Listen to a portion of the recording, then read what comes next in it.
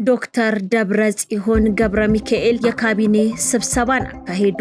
የኢትዮጵያ አጠቃላይ ዕዳ 51.8 ቢሊዮን ዶላር ደረሰ። በዚህ ጉዳይ ላይ ባለሙያ አነጋግረን ሰፊ ትንተናን አዘጋጅተናል። 6000 ድርጅቶች በትግራይ ተዘጉ። ለትግራይ ክልል ሞትና መፈናቀል ያተረፈው ጥምረት። ወደ ውጪ ስናልፍ ደግሞ በትንታኔ የያዝነው እንደ አዲስ ያገረሸው የአሜሪካና የኢራን ጦርነት።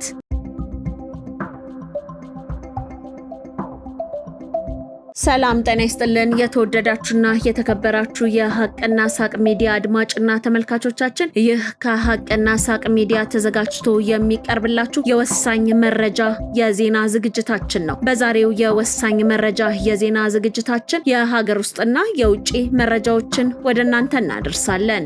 የህወሓትና የሻዕቢያ ጋብቻ ለትግራይ ህዝብ ያመጣው ሞት፣ መፈናቀልና ድህነት ብቻ ነው። በትግራይ ህዝብ ስም የሚነግዱት የህወሓትና የሻዕቢያ ቅጥረኞች ህዝባችንን በረሃብና በችግር እየማቀቀ ባለበት በዚህ ወቅት ሌላ አደገኛ የጥፋት ወጥመድ ዘርግተዋል። በትግራይ ህዝብ ስም የሚነግዱት የህወሓትና የሻዕቢያ ቅጥረኞች ህዝቡን በረሃብና በችግር እየማቀቀ ባለበት በዚህ ወቅት ሌላ አደገኛ የጥፋት ወጥመድን ዘርግተዋል። ብር የለም በሚል ሰበብ ህዝቡን ለከፋ ችግር ዳርገው፣ በጓሮ በኩል ግን ከሻዕቢያ ጋር በመመሳጠር ሐሰተኛ ፎርጂድ ብር ወደ ገበያ ለማስገባት የኢኮኖሚ አሻጥር እየፈጸሙ ይገኛሉ። ይህ ቡድን በህዝብ ደም ያከማቸውን ገንዘብ ወደ ንብረትና ማሽን በመቀየር ሀብቱን እያሸሸ እንደሆነም ታውቋል። በዚህ ሴራ የማይተባበሩ ወገኖችን ደግሞ ይወገዳሉ በማለት እያስፈራራ ነው። ይህ በህዝብ ላይ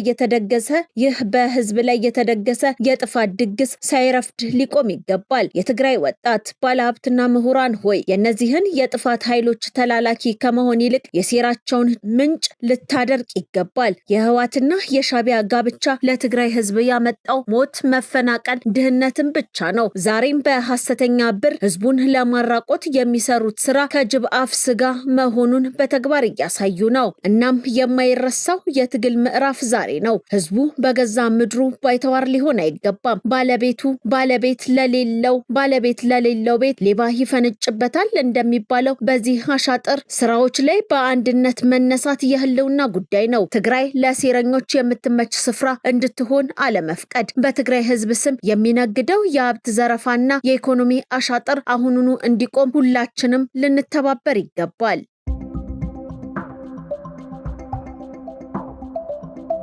የትግራይ ክልል ምክር ቤት ፕሬዝዳንት አድርጎ የመረጣቸው ደብረጽዮን ገብረ ሚካኤል የመጀመሪያውን የካቢኔ ስብሰባ በመቀሌ ከተማ አካሄዱ። የትግራይ ክልል ምክር ቤት በቅርቡ ፕሬዝዳንት አድርጎ የመረጣቸው ዶክተር ደብረጽዮን ገብረ ሚካኤል በዛሬው ዕለት በመቀሌ ከተማ በሚገኝ የፕሬዝዳንት ጽህፈት ቤት ደጀን አዳራሽ ውስጥ የመጀመሪያ የካቢኔ ስብሰባ በመምራት በይፋ ስራ መጀመራቸውን ገልጸዋል። የክልሉ ካቢኔ ስብሰባዎቹን በሚያካሂድበት በዚህ አዳራሽ የተደረገው የካቢኔ ስብሰባ ትኩረት ያደረገው በትግራይ ክልል እየተከናወኑ ባሉ የድህረ ጦርነት የማገገም ጥረቶች ላይ ሲሆን፣ በተለይም ቅድሚያ የሚሰጣቸው አስተዳደራዊ ጉዳዮች፣ ተቋማትን መልሶ መገንባትና የማህበራዊ አገልግሎቶች አቅርቦት ላይ ውይይት መደረጉን አስተዳደሩ አስታውቋል። ይህ ክስተት የተከናወነው የትግራይ ክልል ከጦርነት በፊት የነበረው ምክር ቤት በድጋሚ በመቋቋም በጥቂት ቀናት ውስጥ ነው። የምክር ቤቱ ዳግም መቋቋም በፌዴራል መንግስቱ እውቅና ከተሰጠው የትግራይ ጊዜያዊ አስተዳደር ጋር የፖለቲካ ውጥረት መፍጠሩን ብዙዎች በመግለጽ ላይ ይገኛሉ።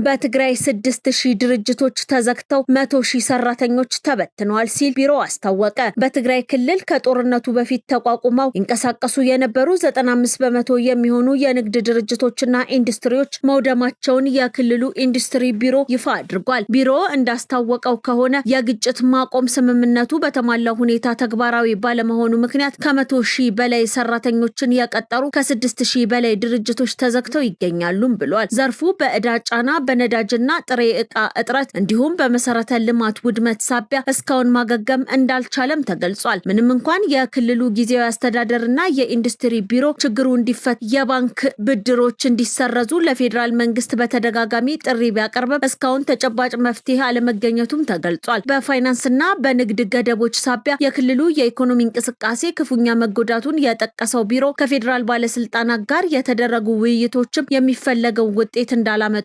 አስታውቋል።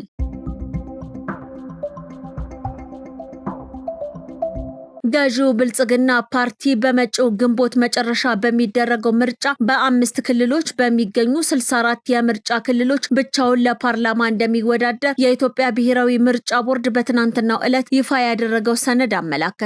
ከነዚህ የምርጫ ክልሎች ውስጥ 46ቱ በኦሮሚያ፣ 11ዱ ደግሞ በአማራ ክልል የሚገኙ ናቸው። በምርጫ 2018 ይፋ ሰነድ እንደሚያሳየው የምርጫ 2018 ይፋዊ ሰነድ እንደሚያሳየው በኦሮሚያ ክልል ብቸኛ ተወዳዳሪ ከተመዘገበባቸው 49 የምርጫ ክልሎች ውስጥ በ46ቱ ብልጽግና ፓርቲ ያለምንም ተወዳዳሪ ቀርቧል። የኦነግ ከፍተኛ አመራሮች የነበሩት አቶ ቀጀላ መርዳሳና አቶ አራርሶ ቢቂላ በኦሮሚያ ክልል በሁለት የምርጫ ክልሎች በግል እጩነት ያለ ተቀናቃኝ ብቻቸውን እንደሚወዳደሩ በሰነዱ ተመላክቷል። የአዲስ ትውልድ ፓርቲ ፕሬዝዳንት የሆኑት አቶ ሰለሞን ታፈሰ በአንድ የምርጫ ክልል በብቸኝነት ለምርጫ ቀርበዋል። በአማራ፣ በቤንሻንጉል ጉሙዝና በደቡብ ኢትዮጵያ ክልሎች እንደ ትብብር፣ ኢዜማ፣ አብንና ነጻነት እኩልነት ፓርቲ ያሉ ፓርቲዎችን የወከሉ ጥቂት እጩዎች ያለ ተፎካካሪ የቀረቡባቸው የምርጫ ክልሎች መኖራቸውም ተዘግቧል።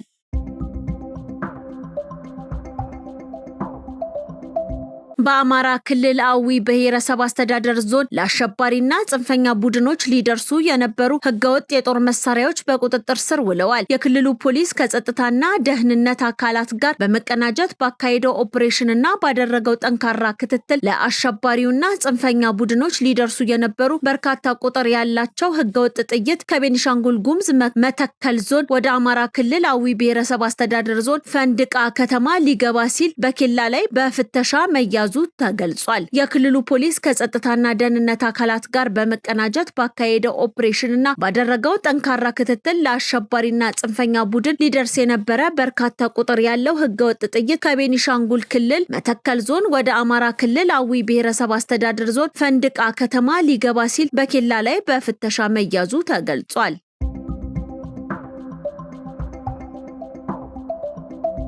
የኢትዮጵያ አጠቃላይ ዕዳ 51.8 ቢሊዮን ዶላር መድረሱ ተገልጿል። የገንዘብ ሚኒስትሩ አቶ አህመድ ሺዴ ለፓርላማ ባቀረቡት የ9 ወራት ሪፖርት የሀገሪቱ አጠቃላይ ዕዳ 51.8 ቢሊዮን ዶላር መድረሱን አስታውቀዋል። የውጭ ዕዳ 33.5 ቢሊዮን ዶላር፣ 22.1 ቢሊዮን የፌዴራል መንግስት፣ 11.5 ቢሊዮን የልማት ድርጅቶች ዕዳዎች መሆናቸውን ገልጸዋል። የሀቅና ሳቅ ሚዲያ አድማጭና ተመልካቾቻችን በዚሁ ጉዳይ ላይ ባለሙያ አናግረን የሚከተለውን ዜና አጠናቅረናል። በእርግጥ ኢትዮጵያ ከፍተኛ የውጭ ብድር እንዳለባት መረጃዎች ያመለክታሉ ያሉን ባለሙያው ይህ ሁኔታ እንዴት ሊከሰት ቻለ ብለንም ጠይቀናቸዋል። የኢትዮጵያ የውጭ ብድር እንዲከማች ያደረጉ በርካታ ምክንያቶች እንዳሉ የገለጹት ባለሙያው ከዚህ መሃል የልማት ፕሮጀክቶች፣ ሀገሪቱ የኢኮኖሚ እድገትን ለማስፈጸም ትላልቅ የመሰረተ ልማት ፕሮጀክቶች ለምሳሌ ግድቦች፣ የባቡር መስመሮች፣ የኃይል ማመንጫዎች፣ የመንገድ ግንባታዎች ላይ ከፍተኛ ኢንቨስትመንት አድርጋለች። እነዚህ ፕሮጀክቶችን ለመፈጸምም ከውጭ ተቋማትና ሀገራት ጋር ብድር ወስዳለች። ሌላው ደግሞ የታክስ ገቢ እጥረትና የውጭ ምንዛሪ እጦት እንደሆነም አብራርተዋል። የሀገር ውስጥ ገቢዎች ወይም ታክስ የልማት ፍላጎትን ለማሟላት በቂ ስላልሆኑ እንዲሁም የውጭ ንግድ ጉድለት፣ የውጭ ምንዛሪ እጥረት ስላለ የብድር ፍላጎት ሊጨምር ይችላል። ሌላው ደግሞ የኢኮኖሚ ውድቀትና ቀውሶች ናቸው። በተለያዩ ጊዜያት የተከሰቱ የሀገር ውስጥና የውጭ ተጽዕኖዎች ለምሳሌ የኮቪድ-19 ወረርሽኝ፣ የሀገር ውስጥ ግጭቶች፣ የአየር ንብረት ለውጥ የሚያስከትለው ተጽዕኖ የኢኮኖሚ እንቅስቃሴን በመገደብ የገቢ ምንጮችን በማሳጣትና ወጪን በመጨመር የብድር ፍላጎት ሊያባብሰው ይችላል። አራተኛው የብድር አስተዳደር ችግር፣ ብድሮች የሚፈቀዱበትና የሚመሩበትን አግባብ ማሻሻል እንዲሁም የብድሩ አጠቃቀም ውጤታማ አለመሆን ለብድር መከማቸት አስተዋጽኦ ሊያደርግ ይችላል። አምስተኛ የዓለም አቀፍ የኢኮኖሚ ሁኔታዎች፣ ዓለም አቀፍ የዋጋ ግሽበትና የወለድ ምጣኔ መጨመር የብድር ክፍያዎችን ከባድ ሊያደርገው እንደሚችል ባለሙያው ያብራራሉ። የኢትዮጵያ ትክክለኛው የውጭ ብድር መጠን እንደየጊዜው ሊለዋወጥ እንደሚችል ያብራሩት ባለሙያው የሀገሪቱ የውጭ ዕዳ ከፍተኛ መሆኑን የተለያዩ የኢኮኖሚ ሪፖርቶች ያሳያሉም ብለዋል። ከብድር አዘቅት ለመላቀቅ የሚረዱ መፍትሄዎች፣ ከከፍተኛ የብድር ጫና ለመላቀቅ ጥምር ስትራቴጂ ያስፈልጋልም ይላሉ። የሀገር ውስጥ ገቢን ማሳደግ ዋነኛው ነው ይላሉ ባለሙያው የታክስ መሰብሰብ ስርዓትን ማጠናከር፣ የግብር አወሳሰንን ማሻሻልና ህገወጥ የኢኮኖሚ እንቅስቃሴዎችን መቆጣጠር የሀገር ውስጥ ገቢን በእጅጉ ያሳድጋልን ብለዋል። የውጭ ምንዛሪ ገቢን ማብዛት፣ ኤክስፖርትን ማበረታታት፣ በተለይም የግብርና የኢንዱስትሪ ምርቶችን፣ የቱሪዝም ዘርፉን ማልማት፣ የውጭ ቀጥታ ኢንቨስትመንትን መሳብና የሀገር ውስጥ ገንዘብ ወደ ሀገር እንዲገባ ማድረግ የውጭ ምንዛሪ እጥረቱን ለመቀነስም ይረዳል። የብድር አስተዳደርን ማሻሻል፣ የብድር አጠቃቀምን ውጤታማ ማድረግ፣ የብድር ፍቃድ አሰጣጥን በጥንቃቄ መፈጸምና የብድር አከፋፈል መርሃ ግብሮችን በቀጥታ ማስተዳደር እንደሚያስፈልግም ይገልጻሉ። የኢኮኖሚ መዋቅርን ማሻሻል እንደሚገባም ያብራራሉ። ከብድር ይልቅ በሀገር ውስጥ ግብዓት ላይ የተመሰረቱ የልማት ስትራቴጂዎችን መከተል የውጭ ዕዳን የመክፈል አቅምን ከማሳደግ ባሻገር የልማት ወጪዎችን መቀነስና ብክነትን ማስቀረት እንደሚችልም አጽንኦት ይሰጡበታል። የፋይናንስ ተቋማት አቅም ግንባታ፣ የሀገር ውስጥ የፋይናንስ ተቋም ብድርን የመስጠትና የመከታተል አቅማቸውን በተገቢ ሁኔታ ማሳደግ እንደሚኖርባቸውም ያብራራሉ።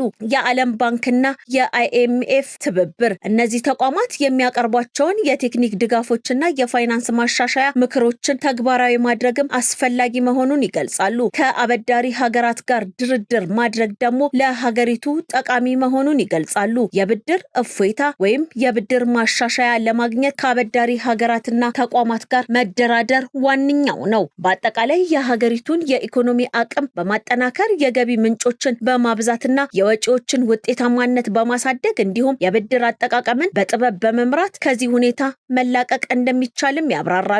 ይህ ደግሞ የረጅም ጊዜ እቅድና የሁሉም የህብረተሰብ ክፍል ትብብርን የሚጠይቅ ሂደት መሆኑንም ገልጸውልናል። ይሁን እንጂ የገንዘብ ሚኒስትሩ አቶ አህመድ ሽዴ የዕዳው መጠን ጤናማ በሚባል ደረጃ ላይ እንደሚገኝና የመክፈል አቅም እየተሻሻለ መሆኑን ገልጸዋል።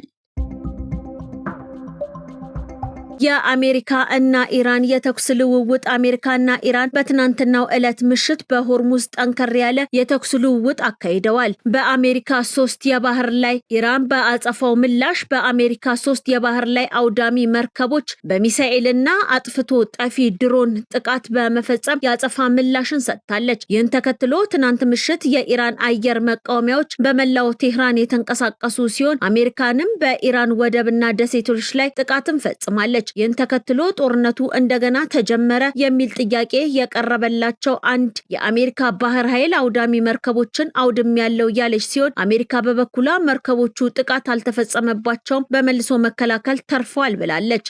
ከዚህ ጥቃት በኋላ ዓለም አቀፍ የነዳጅ ዋጋ ጭማሬን አሳይቷል። ውድና የተከበራችሁ የሀቅና ሳቅ ሚዲያ አድማጭና ተመልካቾቻችን የዕለቱ ወሳኝ መረጃ የተከታተላችሁትን ይመስል ነበረ።